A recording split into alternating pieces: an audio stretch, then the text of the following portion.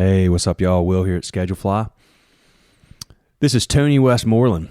He's down in Memphis, Tennessee, and he and his bride own Tandem Restaurant Group. They've got a bunch of locations they own. They've got others they consult with. They've grown significantly over the last couple of years during COVID. And he's just a great dude. You listen to how many times Tony talks in this about building a business to give opportunities to other people. He loves the industry, loves hospitality, loves the people he works with, loves the people he serves, and just kind of guy I'd really enjoy hanging out with anytime I can get down to Memphis for sure. So thank you all for listening. We got another episode, I believe, coming up tomorrow. So stay tuned. Have a good one. What's up, y'all? Will here at Schedule Fly, and super thrilled to have Tony Westmoreland on the phone with me today. He's in Tennessee, has a great story. We talked last week, just had some, I just couldn't get the audio right on my side, so he was kind enough to redo this. So Tony, thanks, man, for doing it again, and just introduce yourself real quick. Yeah, no problem. Well, I'm Tony Westmoreland. I'm the owner of Tandem Restaurant Partners in Memphis, Tennessee. And now, Tony, you and your group went into COVID with 3 locations. Now you've got 10. Is that right? Correct. So we started with 3 during COVID, picked up 7 additional locations, and then we do management for 2 others currently, and other people own the restaurants. We help manage their operation for them, and then we have a management company. So overall, like 13 situations that we're running right now. Well, you've been in hospitality for a long time, but you've also had a winding career path. You did engineering, so just back us up and tell us the story of how you got started and all this, and what else you did, and why you wound up back doing what you're doing.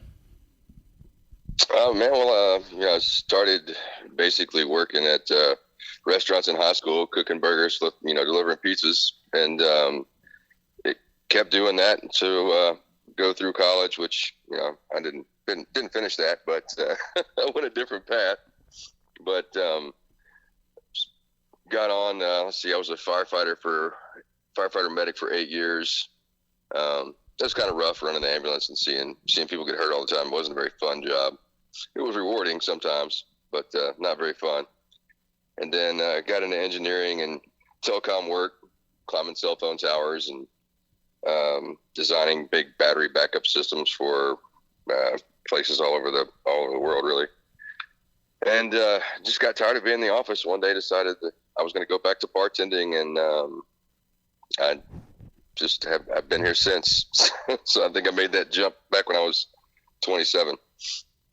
Well, you made that jump back when you were 27. What did that jump look like? So you went back to bartending. Where were you, and who are you working for?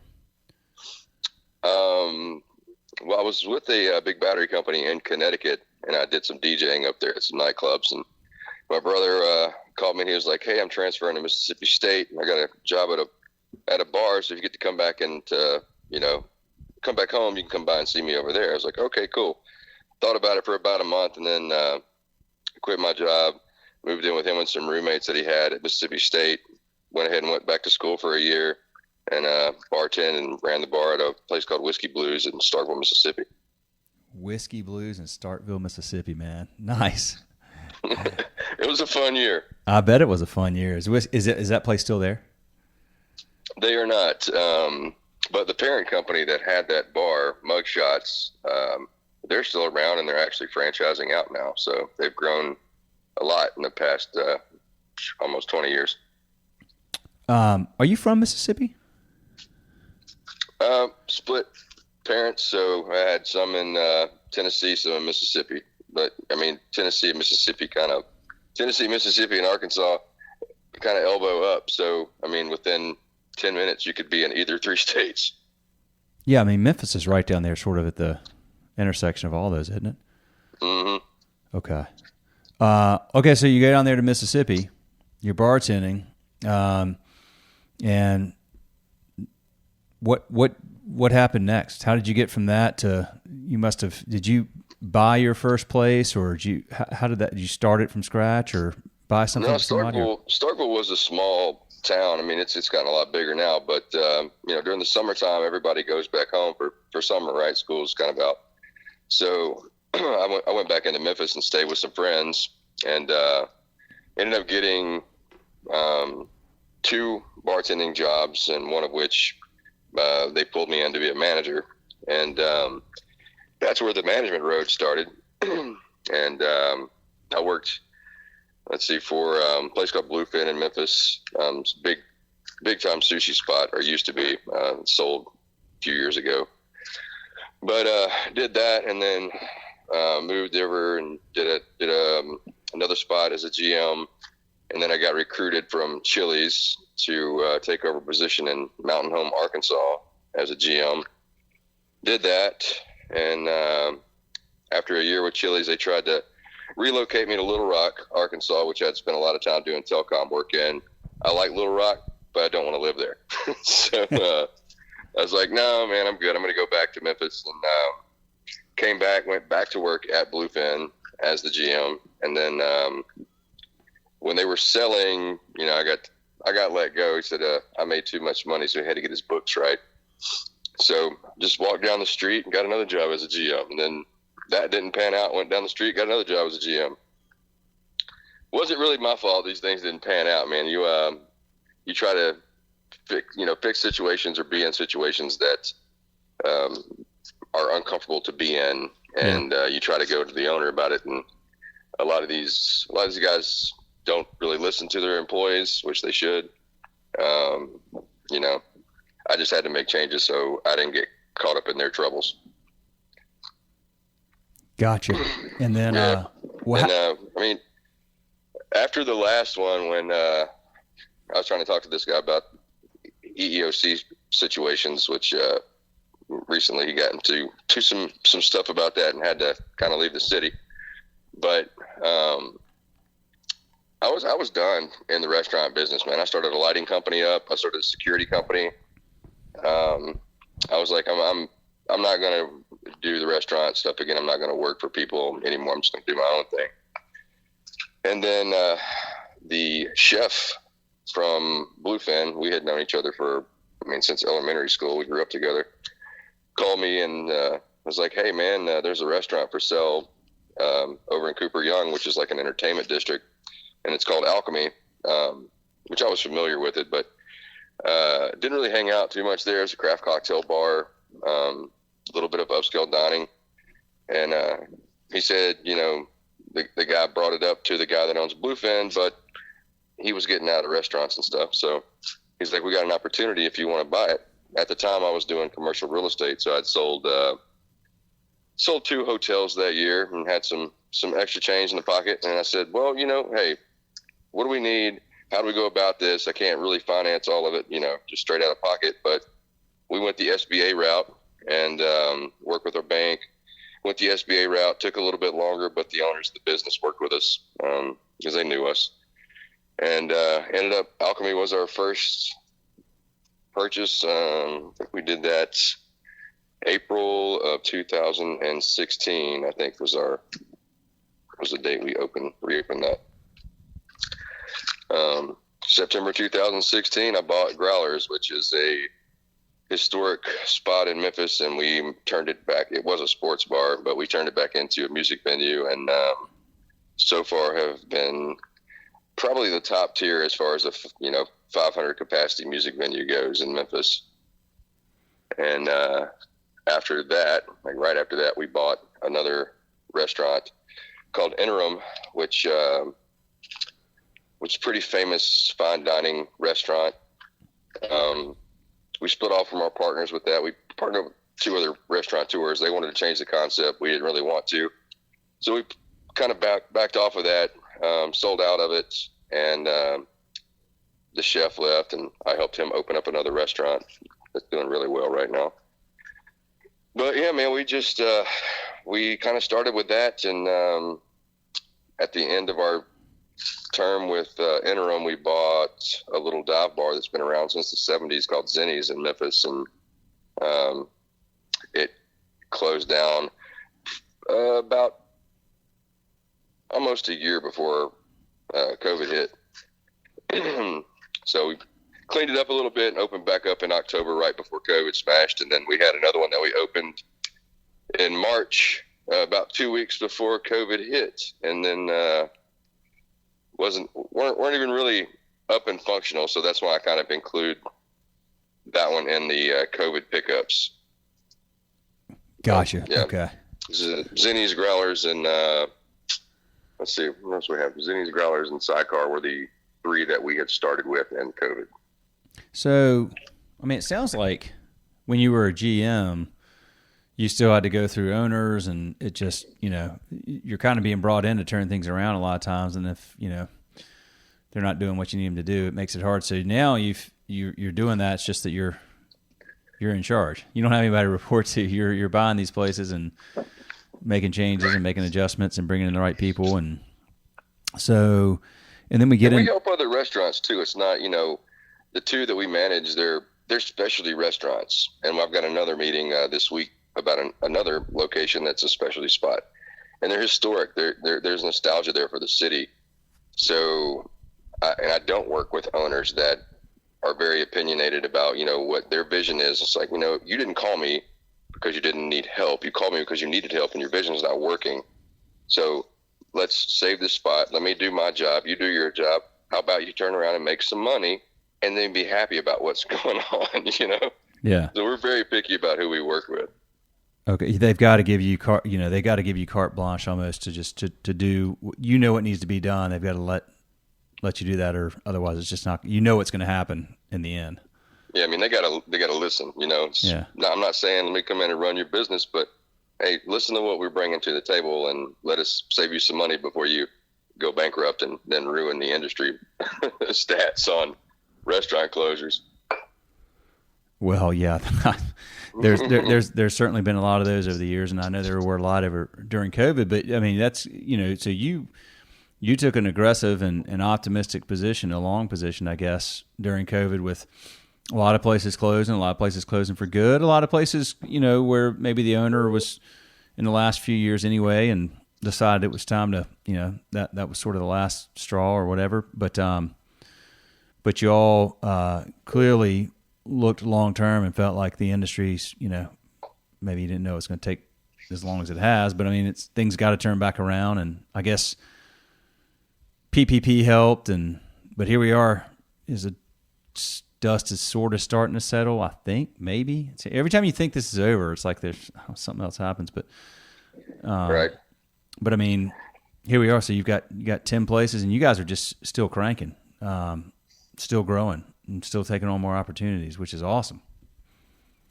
Yeah, we do it for the employees and stuff that we have, and I had several opportunities or supposed opportunities to work with some of the owners that I grew up with, as coming in as a managing partner or getting funded to do something that I wanted to do one day, and that just never came around. So part of what we do as Tandem is, obviously you've got to come in. I've got to know who you are. You got to work with me for a little bit so I can see your work ethic and know that you can run an operation. And then I give you the opportunity that, the sweat equity that you've put in and you've helped, turn a profit, you're running the business, then I give you a little bit of that as like a bonus structure, and some of the guys that they'll call me and say, hey, I heard about this spot, that's going to be popping up for sale, because we're restaurant industry folks, you go to the bars and you hear about stuff all the time.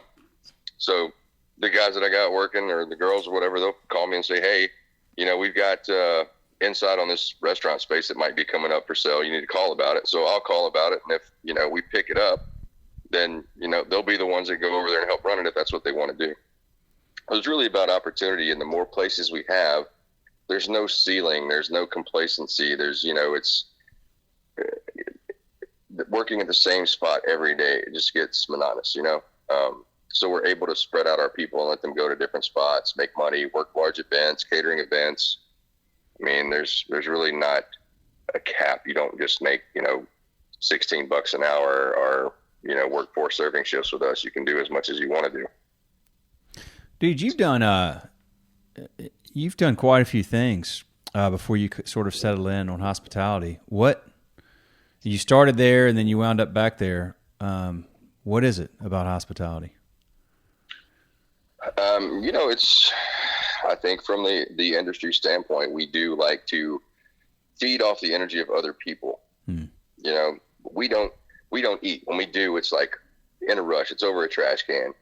You know what I'm saying? Like, people have seen that picture that's floated around with the chef sitting down, on a milk crate, eating a sandwich in the kitchen. That's pretty truthful for most places, especially when they're busy and you got a lot of things to do. I mean, I might have a chance to eat once a day, but we feed off of the energy and the people that are coming in and, seeing them enjoy their time, laughing, or, even if something's not going on. I mean, most veteran restaurant folks can tell, but when they walk in the location, like, you got an issue at table 3, I can tell from the lady's face, or she's looking around, somebody needs something. It's, be it a complaint or everybody enjoying their time, it's part of the business, and your job is to make them have a good time. So, I think we feed off of that, and there's an addiction there. I don't like being bored, and I tell you what, man, this is definitely not an industry that you are bored in as an owner, especially. It's always something. Yeah, well, the flip side of not being bored is you're dealing with problems all the time, little ones, big ones, whatever, but you have to have the mentality and the mindset to be able to do that. You clearly have that and you're able to do it well. I feel like it's a special skill. I think a lot of people it's too much, like it's too much unpredictability. It's too many last minute things. It's too many freezers breaking at 3 a.m. or, somebody quitting right before a big it's just, but yeah. You guys, y'all owners are, y'all rise to the occasion. It's like you have to rise to the occasion almost on a daily basis, it seems like. Of course, now you've got great people on your team, and that helps, and you're giving people opportunities to grow, which is such a big part of, what's so great about the hospitality world, particularly independent hospitality, is, good owners and operators are growing, and they're adding new locations, they're creating new concepts, and they're just giving people opportunities to grow. And, you've got people from all walks of life, all, men, women, all kinds of, doesn't matter your race, doesn't matter where you got your education or if you got your education, doesn't matter, your story. It's just, hey, are you, well, like you said, you have to spend time with them and see the work ethic. The work ethic is, hey, are you going to show up and take great care of our customers and work well as a teammate and be here when you say you're going to be here and give us your all? And that's what I love so much about this industry, because I feel like it's so, meritocratic. Like, it's all about like who's going to show up and earn their keep, and the world's your oyster if you're with the right folks, which is, I think is great. Well, it's been interesting with this employee and staffing situation recently. It's we've learned a lot about people in the past 2 years that maybe was looked over, or on good and bad. Some people stepped up, some people just kind of fell apart.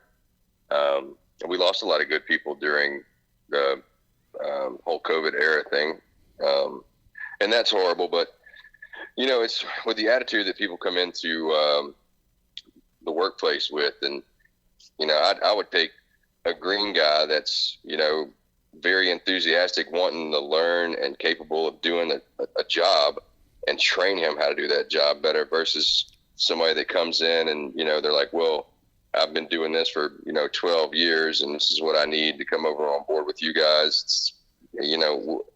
We do things a little differently, so we're not that kind of place. It's like you got to get in, and no matter what level you're at, you've got to work up to what you are. I need to see how you work. I'm just not going to, come right off the bat and pay somebody more than what the restaurant should be paying because you think that you're worth that. It's Chick-fil-A's hiring for $19 an hour. You know what I mean? Yeah, that's right. I just, we have a budget, and we try to train our people, especially the management capacity people, on how to run their own location. So we give them all the information because I want them to see it. I want you to see how well your place is doing or how bad it's doing. So we go over a detailed P&L with our people every month. This is what we pay for the cable bill. This is how much the rent is. This is how much your insurance costs. It puts it in a different perspective for them, and I think it helps them do their job a little bit more efficiently. My wife does all that kind of breakdown stuff, so she is the second part of Tandem. Like I'm not doing any of this without her helping me out, and she's a smart cookie. So it does work out as we are a team, and we have office setups in the house. So it's constant working, constant talking about things, and we get to go out and experience other people's restaurants in the city too, and that's a nice date night out to go and visit a chef friend or another restaurateur in the city. And it's kind of the other cool part about it is once you're kind of in the community, everybody knows who you are, so you go in and they know that you don't get to go out that much. So when you do, a lot of times people take care of you, and it's not just saying, hey, I'm going to pay for your meal, but they'll send you out a special app or special dessert. The chef will come out and say hi, or the owner will come out and talk to you for a little bit. It's a cool little experience, I think. What are some of the things you mentioned? You learned things over the last couple of years, but some positive and negative things. Like, what are some of the things that surprised you about how people responded to COVID, and some of the things that just you weren't maybe accounting for or expecting over the last couple of years with your staff? Well, we hung on to everybody that we could as far as, pay wise. Obviously, if the business isn't open, there's only so much you can do with curbside delivery. And even on the music side of things, we were doing the live broadcast shows or whatever, the live streams. Losing some of the people because they were afraid to come back to work, or they had been sick and didn't want to go back into the industry, or not everybody could live on unemployment for so long, so eventually they had to go get another job, and the restaurant industry was the last one really to get the go ahead of opening back up. And even when we did, it was, well, this is limited, and you got to be, everything's got to be 6 foot apart or 10 foot apart, and you got to have plastic all over your place, and PPP stations. And it was an uncomfortable experience. It's not what a restaurant is. No one wants to go in and be, in this secluded environment. Like that's not what the restaurant or the bar scene is. It's people want to be around people. People want to see other people. People want to enjoy the company of other people. It's not, hey, I'm going to go down, sit at a bar and look like I'm in a, the little place that you go visit the people in the jail. Where well, that's what it, yeah, you exactly. And the bartender in between each bar stool. It's just strange, and a lot of people never came back. They went and got warehouse jobs. Memphis has had a lot of growth and development with distribution, especially like with Amazon. And then we got a Ford plant coming up and some other things. FedEx is here. So, and they were all fighting for employees after all this went down. So the pay rates went up. You can go work at a warehouse and make $18 an hour driving a forklift or whatever, sitting on your butt. Or you can go back to cooking in the kitchen. At the time, the pay rates were probably around 12 to 15 an hour on average here.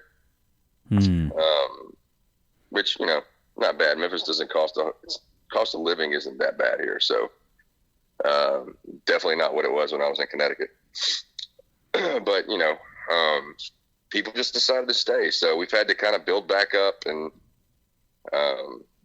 it hasn't been easy, and I think that's the hardest part of the game right now is staffing appropriately.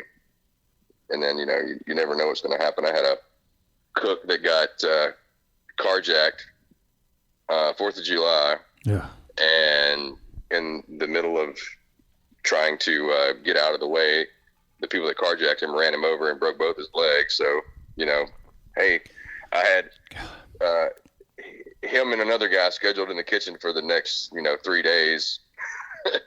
And now I got to make sure he's okay. Well, that's what I meant. That's exactly what I'm talking about. It is just one thing after another. Poor guy. Well, glad he's. I mean, I say okay. I mean, it didn't take his life, so thank God for that. He's trying to figure out a way to get to work. Yeah, that's the kind of guy he is. It's just like, man, I don't know. I haven't seen many cooks on crutches or in a wheelchair with broke legs trying to cook. That's a tough one. But what a great work ethic. I mean, there's a lot of the opposite right now. Oh yeah. Not just in, I mean, just, I think I don't know if it's a generational thing or what, but I got my 15-year-old.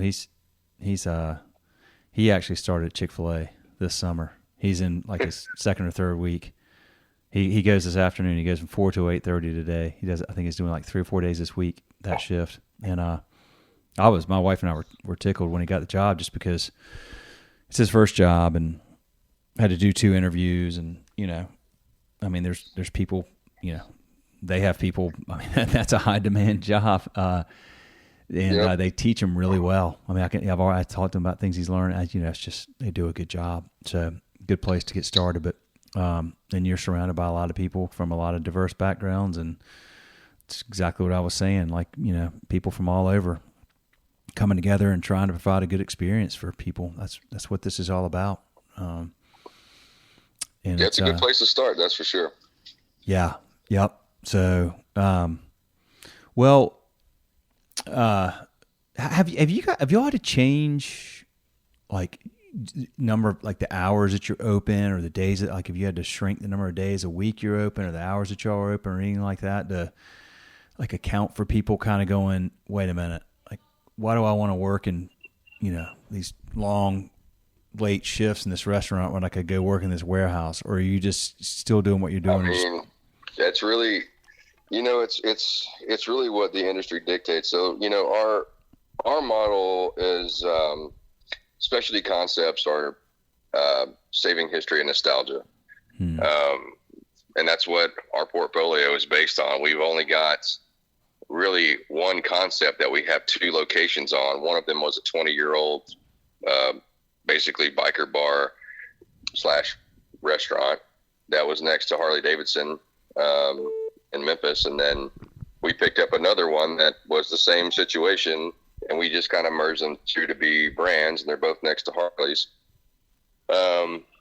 But everything is different. So all of our concepts are individual concepts, and they dictate when the customer comes in. Like, we have a breakfast spot called Sugar Grits. It's downtown next to the Peabody Hotel. Peabody. We're only open currently right now from 8 a.m. to 4 p.m. because the dinner business is so slow down there. For that style of food, it's no point in being open. The bars, like say Zenny's, for instance, we open at 2:00.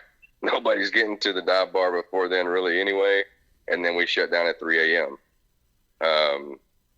So the hours are all over the place, but we try to keep them as consistent as possible, even prior to COVID. Sugar Grits has been really the only one we've had to adjust. Peabody took out a whole dinner shift there.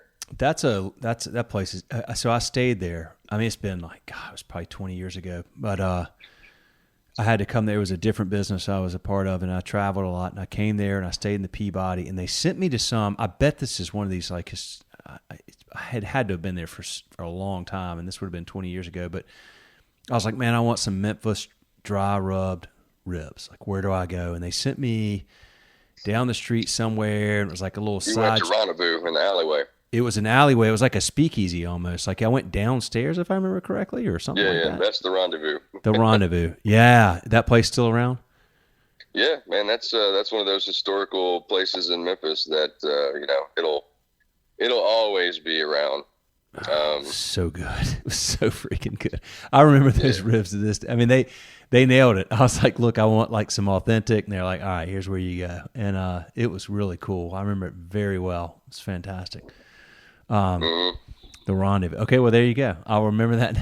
That's awesome. Dude, I wish I had known you I thought about this a year ago. My family of 5 here in North Carolina decided we were going to take this RV trip last summer, and we were going to go out to Boulder, Colorado, and stay a week and then come back. And let's just say that by the time we got to Boulder, my wife and kids were like, dude, we just want to fly home. Like, they were so we hung out in Boulder a few days, and they flew home, and I was like, fine, I'll take the RV. And my wife's like, no, you can get it towed. And I'm like, no, you can't, but it's all good. Like, so I brought it back, and I woke up one morning. I got in late one night to Memphis, right on the river. And there's some RV park, some big one. It's beautiful. Woke up in Memphis, and man, I wish I thought to come hang. I ended up going down to oh gosh, where's it? Ole Miss? I'm drawing a blank. What's the town where Ole Miss is located? Oxford, yes, Oxford. I went down there that day, and then kind of made my way back to North Carolina that night. But I did drive by Graceland, which was, I'm thinking my wife just went to see that Elvis movie. I'm wondering apparently that movie's great, and it's, obviously an amazing story and a tragic one, but I wonder if people will, I wonder if people will start heading to Memphis to see Graceland. Elvis Week. Was there Elvis Week coming up? Elvis Week, and we actually, one of the locations that we help manage, it's called Hernando's Hideaway. It's one of the oldest Prohibition era music venues in the city. It's actually a place Elvis did play, and he got booed off the stage there. But they got all these shows coming up for Elvis Week, and I mean it's right down the street from Graceland. Not exactly the best neighborhood to be around. Yeah. Like try to figure out if it's fireworks or gunshots. Oh yeah, but, yeah, right. It's just Memphis. It is what it is. We're all kind of used to it. But I mean, it's a great spot. It's kind of like taking a step back in time when you go in there. I was in there last night, and we had it's a bunch of famous musicians that get together, famous Memphis musicians get together, and they do kind of a karaoke. So it's like funk, R&B, jazzy. And actually, the promoter came with me last night. He's like, "Man, I've got 2 other guys who are going to run the show for the next few weeks. I got to go back out of town, so I got to go to LA Sunday." I'm like, "Well, who's got you coming back out?" He's like, "I got to go be a drummer for J-Lo." I'm like, "Okay, well, wow. Have fun, man." So it's some interesting stuff. But yeah, the Elvis thing's a draw with Memphis. It's just like I've never been to Graceland, and I'm from here. Yeah. Yeah. I don't know if that says anything good, but it's just never been somewhere that I needed to go, or maybe I just kind of take it for granted and say like, "Oh, I can go there whenever." Yeah, right. Well, you and I are simpatico, man. You talk about, you've got places that like you focus on nostalgia and historic places. So I mean, you're I'm sitting here talking to you on the speakerphone of a flip phone because I got rid of my iPhone because I was nostalgic for flip phones a few years ago and still use it to this day. That's probably oddly nostalgic, but I do, I like things that have some history and a story and something meaningful about them. Just the authenticity of that is really resonates. Yeah. It's a lot of fun. I meet a lot of cool, interesting people from the food scene to the entertainment scene. We've got in our group. I mean, it's still restaurant oriented. They all have chefs. They all have food. They all have a bar. But we've got 3 legit music venues that we run shows through. And I mean, you're talking about national talent or even international talent come through our places sometimes. And then we have obviously Carolina Watershed, where I was at the last time you and I had spoken with the Zoom meeting that didn't work out. But yeah, that's a big outdoor venue. I mean, it's about 3 acres of field and stuff we've set up for people to come and enjoy the outdoors. We've got a big music stage out there, so we have a lot of fun out there too. And it's right in the middle of downtown Memphis. It's kind of strange. Man, I bet you see some. Have you ever had ever heard of a guy named Charlie Crockett? Yes.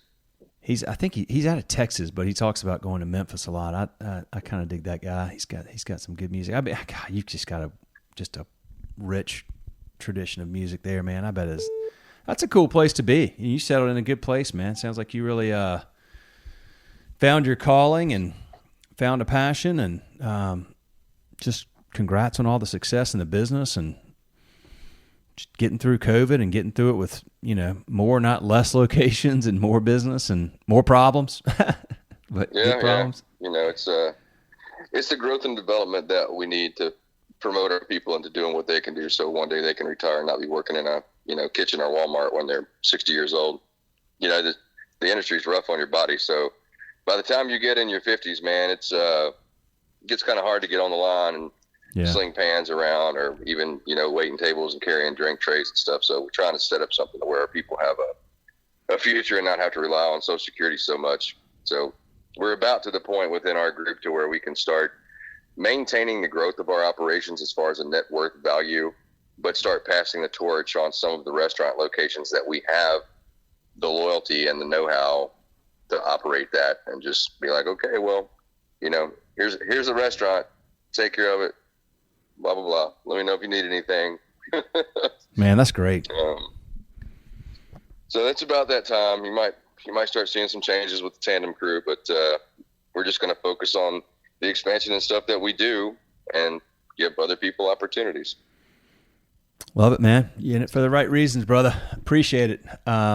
Well, look, thank you. Thanks for doing this, and thanks for doing it again. I appreciate it. This worked out perfect. So we'll stay in touch, and good luck. And if you know where I am, if you ever need anything, my friend. All right. Well, I appreciate you, and thanks for having me, man. You bet, man. We'll talk again soon. Have a good one. All right. Take care, bud. All right. See you. Bye.